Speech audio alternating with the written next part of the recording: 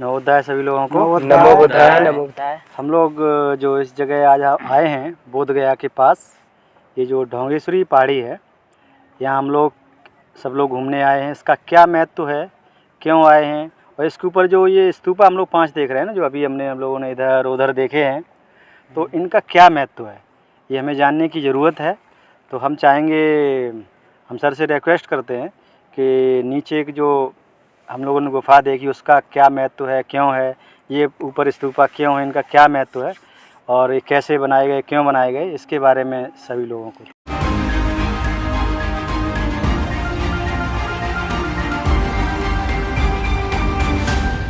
जानकारी। बिल्कुल, सभी लोगों को नमोबुद्धाय। नमोबुद्धाय। और आज हम लोग बहुत ही पवित्र स्थान पर बैठे हुए हैं और हमारे जस्ट चेहरे के सामने लगभग यहाँ से 5 किलोमीटर दूर, 5 और 6 किलोमीटर दूर भगवान बुद्ध की ज्ञान प्राप्त करने का स्थान अर्थात बोध गया है। तो ये स्थान जब हम देखते हैं तो इस स्थान की महत्वता बहुत ज़्यादा बढ़ जाती है, क्योंकि ये भी स्थान उतना ही महत्वपूर्ण है जितना कि बोध गया। क्यों महत्वपूर्ण है? हालांकि इस दुनिया में या इसको बहुत ज़्यादा विकसित नहीं किया गया है, इसके महत्व को लोग समझ नहीं पाए हैं। तो मैं जहाँ तक समझता हूँ, क्योंकि इस स्थान के बारे में भी चर्चा होनी चाहिए, तो हम लोग ढोंगेश्वरी नामक स्थान पर हैं। तो जब भगवान बुद्ध कपिलवस्तु से चल कर के यहाँ पर आए थे तो उन्होंने इस जगह पर तपस्या की थी। जैसा कि हम लोगों ने अभी देख करके आए कि भगवान बुद्ध ने किस जगह पर तपस्या की थी। तो जब भगवान बुद्ध तपस्या कर रहे थे तो पहले उन्होंने तो प्रण ये किया कि मैं तब तक नहीं उठूँगा जब तक कि मुझे बोधि की प्राप्ति न हो जाए, मैं बुद्धत्व को प्राप्त न कर लूँ। तो उस समय क्या रहा होगा कि ये पूरा का पूरा जंगल रहा होगा, घना जंगल रहा होगा। और भगवान बुद्ध इसीलिए ऐसी जगह पर आए, अर्थात सिद्धार्थ गौतम ऐसी जगह पर आए कि जहाँ पर उनको कोई डिस्टर्बेंस ना हो। और दूसरा वजह ये भी हो सकता है कि वो राजकुमार के, माफ़ कीजिए, वो एक राजा के पुत्र थे, तो राजा के पुत्र होने के नाते वैसे ही उनकी ख्याति थी, है ना। और अगर आसपास रहेंगे तो वैसे भी घर वाले लोग उनको ज़बरदस्ती ले आएंगे, अरे आप कहाँ घूम रहे हो, है ना। तो इसलिए वो दूर दराज जा कर के उन्होंने ये स्थान चुना और एकदम से एकांत रहा होगा। और उस समय न तो भोजन देने वालों की बहुत ज़्यादा व्यवस्था रही होगी, न खाना इत्यादि वो देते होंगे, ऐसा कुछ नहीं था। तो हमारे सामने जैसे आप ये देखेंगे सामने, वो गया शहर है, पूरा गया शहर, गया और बोध गया पास पास है। पहले हालांकि गया या बोध गया क्या नाम रहा होगा अलग बात है, ये तो नदी का नाम था जो कि निरंजना नदी जिसको कहते हैं, जो सामने जो बहती है, और इसको उर्वेल के नाम से भी जाना जाता है।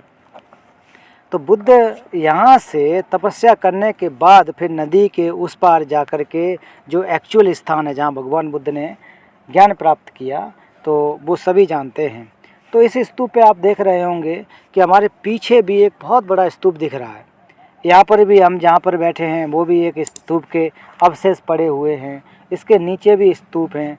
तो कुल मिलाकर के ये इस पहाड़ी पर वहाँ से और आगे तक आप देखेंगे तो इसमें 5 स्तूपा हैं। तो ये स्तूप इसलिए बनाए गए जो कि जैसा कि आप जानते हैं कि बुद्ध के साथ या भगवान बुद्ध ने सबसे पहले जिनको उपदेश दिया था, 5 जो वर्गीय भिक्षु कहे जाते हैं, उनको उन्होंने उपदेश दिया था। तो उनकी स्मृति में जैसा कि जिक्र किया जाता है कि सम्राट अशोक ने बनवाए थे, क्योंकि सम्राट अशोक ने हर जगह जहाँ जहाँ भगवान बुद्ध गए, जहाँ जहाँ उनका महत्व का स्थान था, वहाँ पर उन्होंने ये स्तूपा बनाए थे। और जैसा कि अभी नीचे हमने आपको दिखाया था कि बहुत बड़ा स्तूपा है, वो निश्चित रूप से स्तूप न रह कर के बुद्ध विहार रहा होगा, है ना। लोग यहाँ पर बनते लोग रहते होंगे, अध्ययन अध्यापन होता होगा, इसको कोई पता नहीं है। लेकिन आर्कोलॉजी ने जो खुदाई नहीं कराई, इसकी वजह से इसका कोई ठोस एक जानकारी नहीं लगती है कि ये चीज़ ये अमुक चीज़ है। लेकिन निश्चित रूप से उस हिसाब से देखा जाए तो ये उनके वो हैं, 5 स्तूप हैं। उन 5 जो पहले भिक्षु थे, कौंडिन्य, महानाम, अस्सजी, बप्प और भद्दी, तो उनके ये 5 स्तूप हैं, अलग अलग स्तूप। इस पर जरूर आने चाहिए, बहुत पवित्र स्तूप हैं। अब हालांकि उनके इस पे अवशेष के ऊपर बना है ये कहना थोड़ा मुश्किल है, लेकिन उनकी यादगार में ये उन्होंने बनाए थे, तो आना चाहिए। जस्ट जो उन भगवान बुद्ध ने जहाँ पर अर्थात सिद्धार्थ गौतम ने जहाँ पर तपस्या की तो उससे जस्ट थोड़ा ऊपर चढ़ कर के आएंगे, कोई 100 मीटर या 150 मीटर ये जगह है, इतनी हाइट पड़ती है। तो वहाँ पर ये आना चाहिए, देखना चाहिए। और निश्चित रूप से हम लोगों को प्रार्थना भी करनी चाहिए कि उन 5 लोगों ने कितने लोगों को धर्म का उपदेश दिया, है ना, भगवान बुद्ध की बात को वो समझ पाए। तो जब ऐसे स्थानों पर आते हैं तो वाकई मन में एक प्रेरणा लेकर के जाना चाहिए कि कहाँ पर आकर के कैसे अब मुश्किल हालात में भगवान बुद्ध ने बुद्धत्व की प्राप्ति की थी, है ना। तो ये हमारे लिए एक प्रेरणा का स्रोत है, मोटिवेशन का स्रोत है कि उसको हम समझें, तो उसको जानें। तो अब अलग अलग लोगों की अलग अलग व्याख्याएं होंगी, अलग अलग लोग अलग अलग बात भी करते होंगे इसके बारे में, और इसका जितना विकास होना चाहिए उतना नहीं हो सका। पहले तो क्या होता था, ये जो पहाड़ है, मैं यहाँ इस जगह पर 94 से आ रहा हूँ, 94 से, तब से लेकर के इसमें बहुत बड़ा परिवर्तन आया। उस समय ये स्तूपा काफ़ी हद तक बड़ा होता था, जैसे कि वो पीछे देख रहे हैं वैसे ही होता था। फिर ये स्तूपा क्या हुआ कि धीरे धीरे धीरे धीरे ये टूट गया। तो फिर सरकार ने जो है बहुत ज़्यादा ध्यान नहीं दिया, टूरिज़्म हो चाहे हमारी आर्कोलॉजी हो, तो ये क्षतिग्रस्त हो गए पूरा। धीरे धीरे धीरे ये बर्बाद होते चले जा रहे, नष्ट होते चले जा रहे हैं। कोई ना कोई ईंटें उखाड़ के ले जाता है। जो ईंटें आप देख रहे हैं ये आज की ईंटें नहीं हैं, आज के समय की नहीं है। निश्चित रूप से या तो सम्राट अशोक के काल की तो होंगी, फिर उसके बाद गुप्त जो पीरियड था उस समय की ये ईंटें हो सकती हैं। उस समय समय पर लोग आते गए, बनाते गए, ढूंढते गए, बनाते गए, ऐसा होता रहा। तो ये संक्षेप में कहा जाए तो ये इसकी कहानी है, इन स्तूपों की कहानी है। तो आज हम लोग बोध गया से चल कर के इस स्थान पर आए और देखा कि आखिर को क्या है। तो आप लोगों के लिए तो नए होगा ये, है ना, फर्स्ट टाइम। और आप लोग को बताना भी चाहिए कि लोगों को समझाना चाहिए कि ऐसे स्तूप है, उसका महत्व तो ये है। और कोई आपके पास कोई प्रश्न ये था कि ये जो इसका नाम ढोंगेश्वरी पहाड़ी क्यों पड़ा? इस जगह का नाम ढोंगेश्वरी कैसे पड़ा? तो इसमें संधि विच्छेद करोगे ढोंगी प्लस ईश्वर, तो ढोंगी ईश्वर, फिर उसको और बदला गया, ईश्वरी के नाम से हो गया, देवी के नाम से कर दिया गया, तो ढोंगी ईश्वर। कुल मिलाकर के सत्य बात तो ये है, जब सिद्धार्थ गौतम यहाँ तपस्या कर रहे थे तो उनके साथ 5 अन्य दोस्त थे।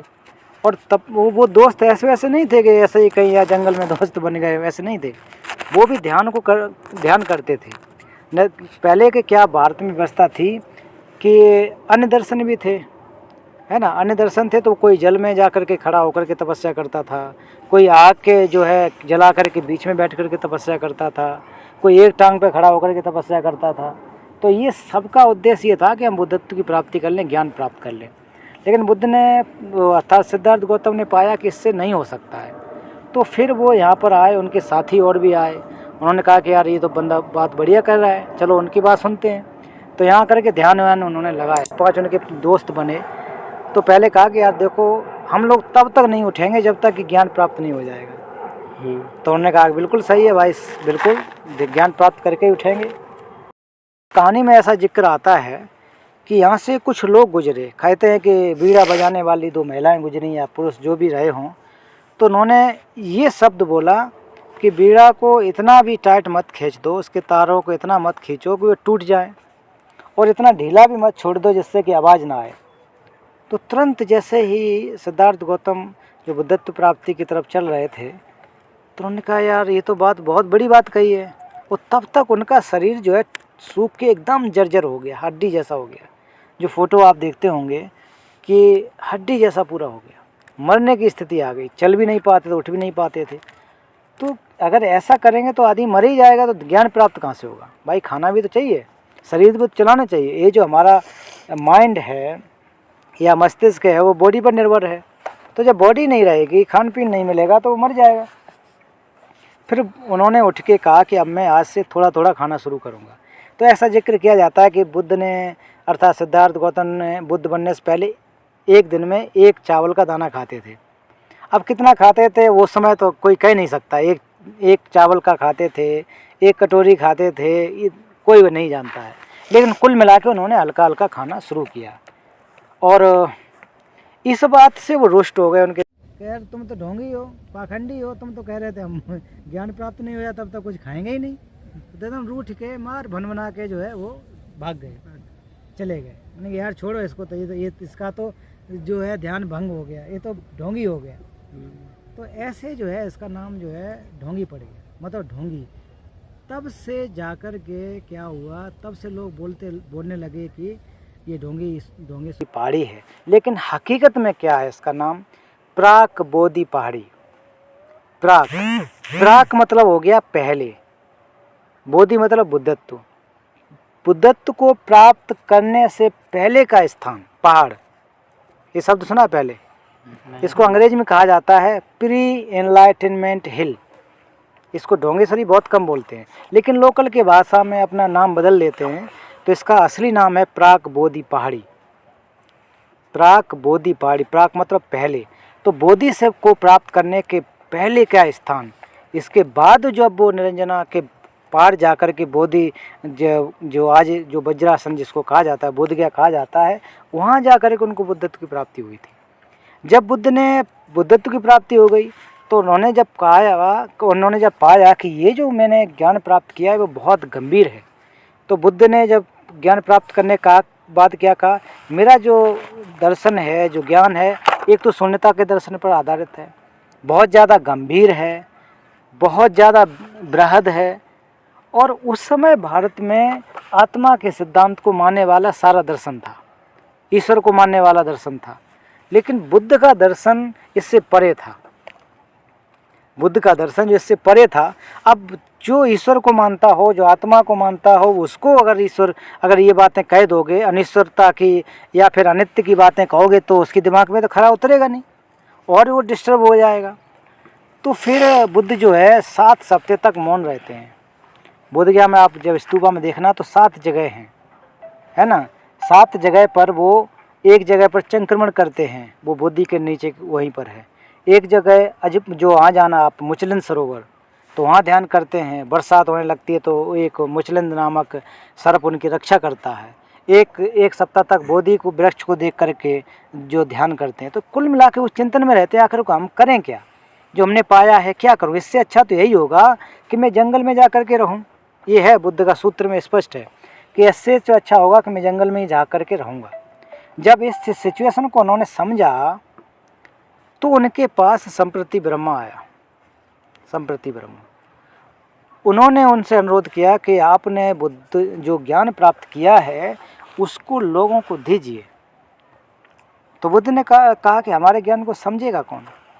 तो कहा कि भगवान आपके ज्ञान को समझने वाले लोग हैं, और आपके ज्ञान को समझने वाले लोग हैं, आप दीजिए, समझेंगे। तो बुद्ध ने फिर अपने ज्ञान से परखा, समझा कि हाँ हमारे जो साथी जो थे, जो छोड़ करके चले गए थे, वो कहाँ हैं। तो पाया कि वो सारनाथ में अर्थात ऋषिपद मिगदाव जो स्थान है वहाँ पर वो हैं, वहाँ पर वो जाते हैं। तो जैसे ही पहले जब बुद्ध उनके पास आते हैं तो सब बहुत नाराज़ होते हैं, अरे ये आ गया, गुस्सा करते हैं ना, कह रहे ढोंगी आ गया, ऐसे ऐसे करके इसका हम सम्मान नहीं करेंगे, इनको बैठाएंगे नहीं। लेकिन बुद्ध के प्रकाश की वजह से, ज्ञान की वजह से वो जैसे जैसे बुद्ध पास जाते गए वैसे वैसे कोई चटाई लाया, कोई पानी लाया, कोई खाना लाया, अच्छी तरह से बैठाया, क्योंकि बुद्ध का अपना प्रभाव था। उसके बाद पहला जो धम्मचक्र उपदेश सारनाथ में दिया गया था, धम्मचक्र थे अर्थात 4 यार सत्य की जो ज्ञान है भगवान बुद्ध ने उनको दिया था। तो वो 5 वर्गीय मतलब 5 का ग्रुप ऐसा कहा जाता है। धम्मचक्र प्रवर्तन सूत्र में ये व्याख्या की गई है, 4 यार सत्यों के बारे में व्याख्या की है। तो इस स्थान का महत्व आज आप लोगों को समझना चाहिए कि जितना बोध गया का है, जितना सारनाथ का है, उतना इसका भी है। बुद्ध ने यहाँ भी बुद्धत्व को प्राप्त करने के लिए समय गुजारा। तो इस एरिया में कुल मिलाकर के 6 साल तक तपस्या कहा जाता। अब यहाँ कितने साल रहे ये एग्जैक्टली पता नहीं है, लेकिन कहीं यहाँ बैठे होंगे, आगे बैठे होंगे, पीछे बैठे होंगे, कहीं ना कहीं बैठ के ध्यान किया है, तब जाकर के उनको बुद्धत्व की प्राप्ति हुई है। तो इस स्थान की महत्वता ये है, और हम लोग वाकई सौभाग्यशाली हैं कि ये ज्ञान की स्थली बोध गया जैसे स्थान पर आने का अवसर मिला है। दुनिया का कोई भी बौद्ध हो, उसकी तमन्ना होती है कि एक बार हम जो तीर्थ स्थल 8 महातीर्थ स्थल हैं वहाँ पर जाएं, उसमें से सबसे पहला बोध गया, वहाँ पर हम जा सकें। तो हम लोग सौभाग्यशाली हैं कि एक धर्म के काम से यहाँ पर आए और ऐसे जगह पर आने का अवसर प्राप्त हुआ। तो इसका महत्वता ये है, इसका नाम कैसे पड़ा और भगवान बुद्ध ने यहाँ पर इस एरिया में रह कर के ज्ञान प्राप्त करने के बाद पहले अपना उपदेश किस प्रकार से दिया, किन लोगों के कहने पर दिया, तो ओवरऑल करके ये इसकी कहानी है। Okay, thank you. Thank you.